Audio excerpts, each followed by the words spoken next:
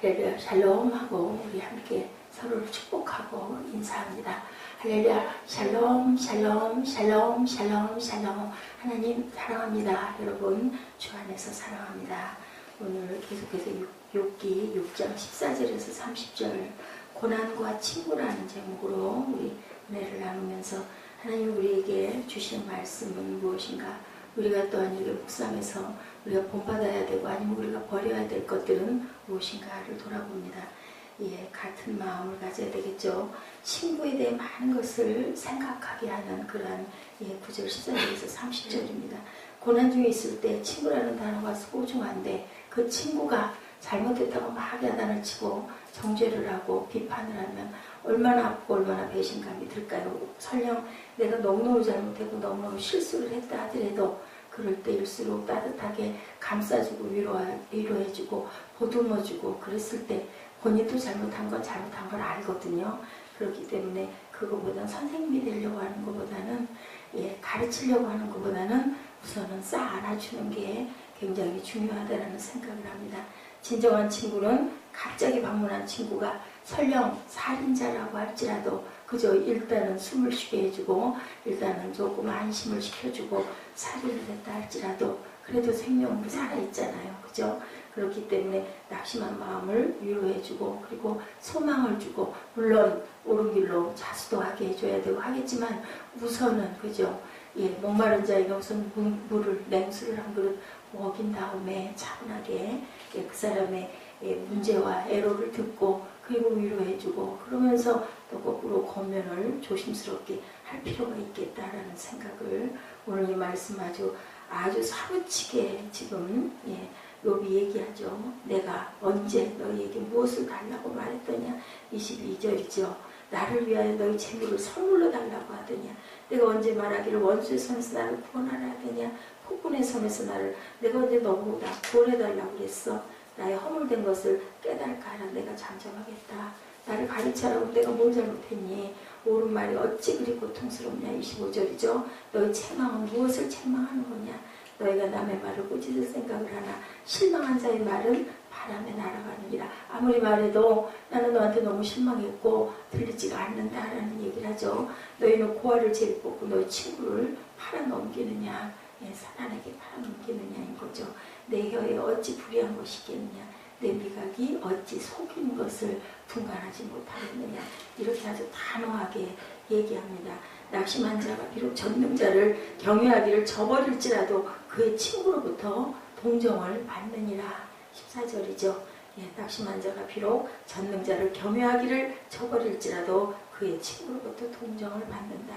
내 형제들은 개울과 같이 변덕스럽고 그들은 개울은 물살같이 지나가는구나. 여기 형제라는 건 그 친구들을 가리키죠. 얼음이 녹으면 물이 검어지면 눈이 그 속에 감춰질지라도 따뜻하면 마르고 더우면 그 자리에 아주 없어지나니 대상들은 그들의 길을 벗어나 삭막한 들에 들어가 멸망한다. 대마의 떼들이 그것을 바라보고 수바행인들도 그것을 사모하다가 거기 와서는 바라던 것을 부끄러워하고 낙심한다. 보기가 좋아서 가까이 오고 그 말이 좋아서 가까이 오지만 결국은 낙심하고 다 뿔뿔이 돌아가고 만다라는 얘기를 합니다. 내 형제들은 개울과 같이 변덕스럽고 그들은 개울의 물살같이 지나간다. 팔레스타인 지역의 특성이 와디라는 것, 팔레스타인 지역은요 우기와 건기가 아주 뚜렷하죠. 우기가 없으면 농사를 할 수가 없고 건기는 아주 무척 길고 비가 거의 잘 안 오죠. 그래서 우기 때만 있는 강을 와디라고 한대요. 어저께 제가 시흥 가서 이렇게 보니까요 그 저수지가 바짝 말라서 쫙쫙 갈라졌어요. 바닥이 그 물이 많던 그 호수가 강같이 보이던 그 넓고 풍성하던 그 고기를 그렇게 잡고 사람들이 고기 잡는 사람들이 굉장히 많고 거기 유료로 고기 뭐라고 그러지 랍스터 만들어놨는데 거기가 다 아무것도 없고요. 그냥 땅바닥이 바짝 말라서 사무엘이 그거를 다 찍더라고요. 자기는 브라자매 같지 않게 특별한 나중에 학교 가서 특종감이 될 것들만 찍는다고 해서 어저께 그 서해안 그 바닷가에 가가지고 조개 그런 거 주우면서 참 그 애한테는 아주 뜻이 깊고 좋은 어제는 하루였을 거예요. 아이에게 다 맞춰줬기 때문에 그렇게 해서 사진을 많이 찍었습니다. 예, 이렇게 잠깐 비가 올 때만 생기는 강 와디. 예. 예, 팔레스타인 지역은요 우기와 건기가 뚜렷하죠. 우기 때는 물이 많아 탈이고 와디는 정장 물이 가장 필요한 건기 때는 물이 흔적도 없이 사라져버리는 거죠. 그게 지금 그 얘기인 거예요. 네, 개울의 물살같이 지나간다. 네, 친구도 그렇다는 거죠. 친구가 좋을 때는 많고 칭찬도 많은데 어려울 때는 물살같이 다 지나가 버린다. 너희들 다 소용없는 거구나. 너희들은 내 친구가 아니구나. 내 형제가 아니구나 라고 얘기를 하죠. 그런 친구가 어찌 진정한 친구라고 할 수가 있겠느냐. 고난 중에 있는 친구와 함께 할 줄 알고 여전히 그의 장점을 볼 줄 알고 칭찬해 줄 줄 알고 이해해 줄 줄 아는 그런 친구가 되어야 될 줄 믿습니다. 특히 믿음 안에서 벗은 더 그렇죠. 우리에게는 진정한 친구가 과연 있는지. 그래서 그러죠. 관퍼지교. 예, 한 사람만 나를 알아주고 내가 다 뭐든지 털어놓을 수 있고 예, 내 이사이에 고춧가루가 끼었어도 그저 늦은 저녁을 먹고 신을 그냥 슬리퍼를 직직 끌고도 예, 가서 그냥 예, 그냥 뭐 미리 통보 안 하고도 가서 문 두드리고 문 열 수 있는 그런 친구가 너희는 있느냐. 그러죠. 그렇기만 하면 정말 세상을 예, 잘 살아낸 거고 무엇이든 다 이룬 것 같은 그런 귀한 벗 한 명만 있으면 그게 관포지교입니다. 우리에게는 정말 그런 친구가 필요한데 예, 세상 사람 아무도 그저 믿어주지 않고 아무도 이렇게 예, 건기 때 다 떠나가 버리는 우기 때 물이 잔뜩 있다가 정작 물이 필요할 때 건기 때 다 떠나가 버리는 이 와디와 같다 할지라도 누가 계세요? 우리의 진정한 벗인 예수 그리스도가 우리 벗이라고 말씀하죠. 내가 이제는 너희의 친구다. 종은 벗의 일을 모르지만 친구는 모든 걸 다 안다라는 얘기처럼 정말 진정한 친구는 그런 친구. 부부 사이도 그죠? 어머니 같기도 하고 연인 같기도 하고 정말 진정한 친구 같기도 하고 그런 아내가 정말 진정 쉴 수 있는 그런 아내라는 얘기가 있습니다. 가르치려고 하는 선생 같은 자세도 그죠? 너무 엄격하게 굴거나 너무 내 주장만 하거나 하는 그런 아내는 친구가 될 수가 없겠죠. 어렵고 힘들고 그런 도망을 갈 수밖에 없습니다. 같은 마음을 가져야 된다. 친구는 같은 위치, 친구는 평등의 관계죠. 옆의 관계죠. 상하의 관계가 아니죠. 친구가 높은 지위라여 그 말을 더 높여주고 나든지 그게 사람이라고 하여 말을 무시한다면 그거는 친구가 아니죠. 요번에 엘리바스 말에 그가 자신의 말을 무시하고 있다는 것을 느끼는 거예요. 26절에 너희가 남의 말을 꾸짖을 생각을 하나 실망한 자의 말은 바람에 날아간다. 예, 그 줄에서 실망한 자의 말이 바람이라는 것은 예, 낙심하였기 때문에 바람처럼 가벼운 말을 토로한다고 해석할 수도 있고 아니면 다른 이들이 그의 말을 바람처럼 가볍게 여긴다고. 저는 제가 해석하기에는요 예, 낙심한 자 앞에서 그런 얘기를 해봐야 귓가에 날아가는 바람 같다 들리지 않는다라는 거죠. 하나도 내 마음에 그게 덕이 되거나 은혜가 되거나 위로가 되거나 그죠? 약이 될 수가 없다. 아무리 좋은 말도 다른 때 했을 때는 그 말이 정말 옳은 말이라도 중요한 거는 우리가 세상에서 예, 그 뭐라 그러죠? 정말 맞는 얘기들, 이론들, 그죠? 올바른 얘기들도 사실은 상황 따라 그것이 옳지 않을 수도 있고 그래서 하나님께서 우리를 보고 정죄하지 말라고 비판하지 말라고 우리는 그럴 자격이 없어요. 그 자리에 쓸 때가 너무 많고 또 보는 각도에 따라서 나와 상대방은 서로 상대적이기 때문에 그것을 우리가 판단할 수가 없습니다. 왜냐하면 나는 항상 나를 보호하게 돼 있어요. 어쩔 수 없이 내 보호 본능이 있죠. 아무리 사랑하는 사람과 같이 차를 타고 가다가도 예, 순간적으로 사고가 나면 어떻게 한다고요? 본능적으로 핸들을 내 쪽이 아닌 상대방 쪽으로 꺾는다고 그러죠. 예, 욥이 고난 중에 처해지자 그의 말을 귀담아 듣기보다는 바람처럼 듣고 오히려 비난만 하는 친구들. 공감대가 형성된 사람이 친구입니다. 말을 듣고 말을 이해하고 말을 함께 이해하고 느낄 줄 아는 같은 것을 느낄 줄 아는 것이 정말 온전한 친구고 온전한 연인이고 그리고 부부관계라는 것을 우리가 생각해 봅니다. 함께 하기에 말을 듣고 말을 이해할 수 있게 친구가 되고 같이 느끼기에 여전히 친구로 부부도 마찬가지죠. 같이 듣고 같이 하고 같이 먹고 같이 느껴야 그게 온전한 하나가 되는 부부다. 그리고 상대방이 힘들 때는 내가 그걸 어떻게든 도와주려고 그러고 힘을 덜어주려고 하는 게 바로 정말 사랑하고 아끼는 그런 내 형제, 내 이웃, 그죠? 가장 가까운 부부부터 또 자녀, 이죠. 자녀는 친구 관계는 아니고 물론 어리니까 이렇게 상하로 볼 수 있지만 이제 우리 사무엘이 크니까 저를 탁 이렇게 허리를 감싸서 이렇게 그건 물론 이제 뭐 기분도 좋기도 하고 왠지 으쓱하기도 하고 내가 컸다라는 자랑이기도 하지만 그렇게 서로 의지가 되죠. 이제 자녀가 조금 좀 크게 되면 친구 같은 그런 엄마, 친구 같은 그런 아빠가 돼야 그래야 온전하게 하나가 되는 느낌의 가족이 될 수 있다라는 것. 친구라면 함께 그 깊이까지 어디까지도 같이 힘들고 험난한데도 같이 갈 줄도 알아야 되고 더위도 같이 더워야지 선풍기를 막 내 앞에다 막 틀어놓고 상대방은 전혀 바람을 만약에 안 준다면 아주 더울 때 그러면 그게 무슨 것이겠습니까? 그래 때로는 내려가기가 싫어 친구를 버리기도 합니다. 아유 이제 나는 안 할래. 뭐죠? 좋은 때 다 지나갔네. 이거는 친구가 아니죠. 너희는 고아를 제비 뽑고 너희 친구를 팔아넘긴다 오죽하면 이렇게 27절에 어려운 처지에 있는 친구에게 여전히 친구가 되어준다는 그럴 때 안다고 그러죠. 가장 어려울 때 가장 힘들 때 그 사람의 마음을 알 수 있다고 그래요. 그렇다 해서 슬금슬금 멀어지다가 아예 소식이 없고 떠나버리는 사람은 그 사람을 알게 되는 거죠. 네, 같은 위치에서 공감할 수 있는 친구. 나는 과연 그런 벗일까? 나는 과연 그런 아내일까? 나는 과연 그런 남편이고 나는 과연 그런 부모인가도 생각해 봐야 됩니다. 고난의 때의 친구가 필요하죠. 고난의 때의 친구는 더 없어요. 외롭고 고독해지죠. 누구도 그러셨어요? 예수님도 결국은 따라다니던 수종들던 제자들도 십자가에 못 박혀 돌아가시니까 평소에 하시던 얘기 하나도 기억 안 하고 믿지도 못하고 믿지도 않고 다 떠나가 버리죠. 누가 먼저 오셨어요? 부활하시고 나서 먼저 나타나셨죠. 제자들을 찾아가시죠. 그리고 밥도 아침 조반도 지어놓고 물고기도 구워놓고 밥 먹자고 청하시지 않아요? 끝까지 챙기십니다. 왜냐하면 인간의 세상을 살아보고 인간이 되보셨기 때문에 약한 부분을 아는 거죠. 힘든 부분을 아는 거죠. 그 마음을 다 파악을 하시는 거죠.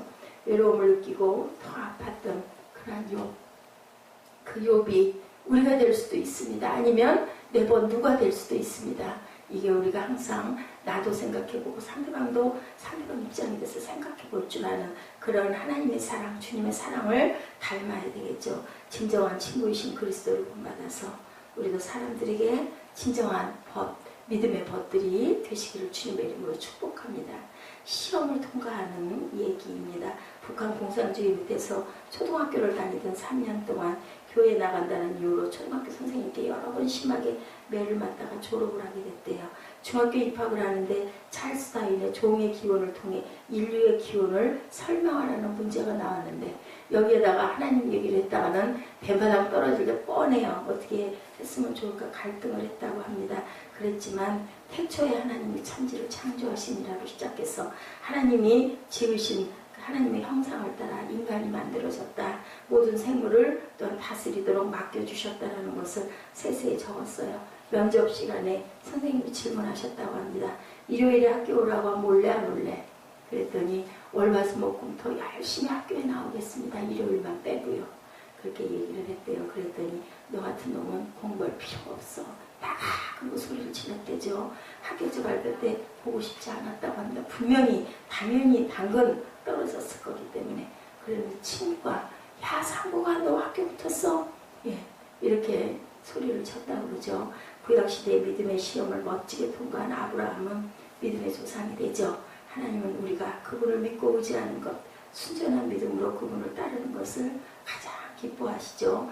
우리가 하나님을 향한 믿음을 포기하지 않으면 하나님이 우리의 길을 늘 인도해 주신다는 것. 고난은 있어도 여러분 절망이 없다는 것. 야고보서 1장 1절에서 4절 말씀입니다. 풍파나 시련이나 환난이나 괴로움이나 고통을 좋아할 사람은 아무도 없죠. 편안하고 안전한 것을 원해요. 성경에서 말하는 평안과 평강은 달라요. 편안은 영육이 쉬는 것, 평강은 하나님의 은혜 가운데 거하는 것이 바로 평강입니다. 사람들을 든 마음속에 나를 평탄케 하옵소서, 별 문제가 없게 하옵소서라고 바라죠. 우리는 살면서 여러 가지 시험을 만납니다. 2절에 여러 가지 시험을 만나거든 이란 말씀이 있죠. 내 삶에 어떤 풍파가 밀려올 때 놀라지 말아야 되겠죠. 살아있는 한 반드시 시련은 겪고 그 시련은 지나갑니다. 교회를 다니든 안 다니든 믿음이 좋든 약하든 사람은 시험을 만날 수밖에 없는 존재. 예수님도 시험 받으셨잖아요. 우리를 시험에 들게 하지 마옵소서. 다만 악에서 구원하옵소서. 마태복음 6장 13절이죠. 시험을 이길 수 있는 힘을 달라고 강구해야 됩니다.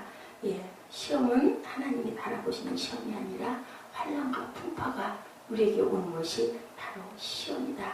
이 시험을 믿음으로 극복하면 어떻게 영화롭게 되고 더 가치 있는 삶을 살 수 있다. 그러므로 너희가 이제 여러 가지 시험을 인하여 잠깐 근심하지 않을 수 없었으나 오히려 크게 기뻐하다. 예, 베드로전서 1장 6절에 시험이 와도 잠깐 스쳐간다. 영원한 것처럼 보이지만 돌아보면 잠깐이었다라는 거죠. 아프리카는 풍요로운 땅이지만 그 사람들은 정말 어렵게 살고 있죠. 지금도 환경적으로 어려운 나라는 연구하고 개발해서 풍요롭게 살고 있습니다. 풍요로운 환경이 축복이 아니고 자녀를 훈련시킬 때 편안하고 넉넉하게 해주는 것을 잘 양육시킨다는 것으로 착각하면 안 되죠. 극복할 수 있는 자녀로 키워야 합니다. 내가 서지 않으면 설 곳이 없고 내가 일구지 않으면 아무것도 없는 세상의 고난을 경험하면서 세상을 이기는 법을 배워야 되고 그렇게 길러야 온전해진다는 거죠. 제가 그걸 아주 뼈저리게 느껴요. 너무 세상을 모르고 살아가지고 무엇을 하고 어떻게 하고 가야 될지를 모르고 지금까지도 제가 어려움을 겪고 있는 모든 것들이 너무 편하게 할 수 있는 것들을 다 누리고 살았기 때문에 나의 가는 길을 오직 그가 아시나니 그가 나를 단련하신 후에는 내가 정금같이 나오리라. 욥기 13장 10절입니다. 하나님이 우리를 정금처럼 쓰시기 위해서 연단한다라는 것. 내가 오늘을 극복하고 견디고 넘어서고 나가면 그만큼 우리가 성장한다라는 것. 그만큼 우리가 평강 가운데 가까이 갈 수 있다라는 것. 하나님이 우리를 정금처럼 쓰시기 위함이라는 것을 생각하면 어떻게든지 극복하죠. 장애물 경기할 때 그렇죠. 아무리 높은 장대 높이 뛰기를 해도 그것을 뛰어넘는 연습을 계속합니다. 왜 그렇습니까? 우승하기 위해서 그렇죠. 똑같죠. 조금 어려운 일이 생기면 얼굴이 노랗게 돼서 교회를 떠나는 사람들 나중에는 깨어져서 부서져서 천부에 오지없어 손들고 옵니다. 그럴 수밖에 없다라는 거. 연단이 오는 것 같으면 주님께서 나를 붙들고 알고 계시는구나. 나를 조금 더 훈련시키시는구나. 이렇게 감사하고 그래서 항상 기뻐하라고 말하죠. 기뻐하라. 내가 다시 말하노니 기뻐하라. 여러 가지 시험이 올 때 우리가 환난이 왔다고 여겨질 때 그것을 기쁨으로 극복할 수 있도록 하나님 힘 주시옵소서. 능력 주시옵소서. 세상은 어디나 환난과 고난이 어떤 훌륭한 사람도 어떤 유능하고 윤택한 사람도 다 있습니다. 우리가 그것을 늘 생각하고 우리가 고난받은 자, 고난받은 본, 고난받은 우리 배우자 아니면 고난받은 우리 자녀들 어려움을 닥쳤을 때 선생이 되려고 하기보다는 친구가 되어주는 사랑으로 품을 줄 아는 그러한 저와 여러분 되셔서 우리가 언제 어느 순간 욥이 될지 또한 욥 같은 친구를 만나고 두게 될지 알 수 없죠. 우리는 누구도 장담할 수가 없습니다. 제가 정말 우리가 환경을 잘 극복해야 하는데 극복하지 못했구나라는 생각을 너무 요즘에 많이 해요. 가오 전사님 그 얘기 하시더라고요. 정말 어려웠다고 집에 가서도 동생이 이혼한 오빠하고 눈으로 그런 눈으로 자기 볼 때 집도 방도 없어서 마룻바닥에서 자고 그 연세 드신 부모님 안방에 가서 방바닥에서 자고 그러면서 그 심정이 이루 말할 수가 없고 그런 얘기를 한마디 제가 들었어요. 성경 공부가 사람들에게 많이 알려져서 많은 사람들이 좋아하든 말든 상관없이 그러지만은 여기 있는 게 거기 있을 때는 자기 입이 거칠지가 않대요. 근데 자기를 대적했던 사람들 생각을 하거나 연관이 되거나 보거나 그렇게 되면 자기 입에서 여지없이 악한 소리가 튀어나오는 것을 어떻게 할 수가 없다고 그런 얘기를 들으면서 제가 오늘 새벽에 기침 때문에 저도 한 2시간 자다가 새벽 한 2시 넘어서 깨가지고 아침까지 깨 있었는데요. 그러다 보니까 여기저기 청소하느라고 뛰어다니고 나중에 한 10분, 20분 앉아서 묵상을 하다가 교회 나왔는데 내가 많이 잘못했구나 싶어요. 나는 참 그런 환경을, 변화되는 환경을 극복을 잘 못하는, 아직도 너무 어린아이 같은 그런 마음을 갖고 있다 보니까 배우자를 너무 힘들게 했구나. 그런데도 자기가 찾아오는 것은 그것을 뛰어넘으려고 아들이 있고 아내가 있기 때문에, 아니면 왜 이겠냐고, 왜 내가 이렇게 매일같이 오겠느냐고 이렇게 얘기하더라고요. 돌아보면 내 잘못이다 라는 생각이 듭니다. 물론 상대적으로 볼 때는 굉장히 잘못했죠, 상대방도. 그런데 또 상대적으로 보면 내가 친구 같은 아내가 돼주지 못해서 그 사람 상처를 많이 남겼구나. 그래서 제가 보라를 볼 때 보라가 나다는 생각을 엄청 많이 합니다. 우리 오늘 하루를 정말 낮아지는 예수님의 그 사랑을 담는 마음으로 내 주변을 바라보고 내 앞에 있는 상대방들을 바라보는 그런 저와 여러분 되시기를 주님의 이름으로 축복합니다. 기도하시겠습니다.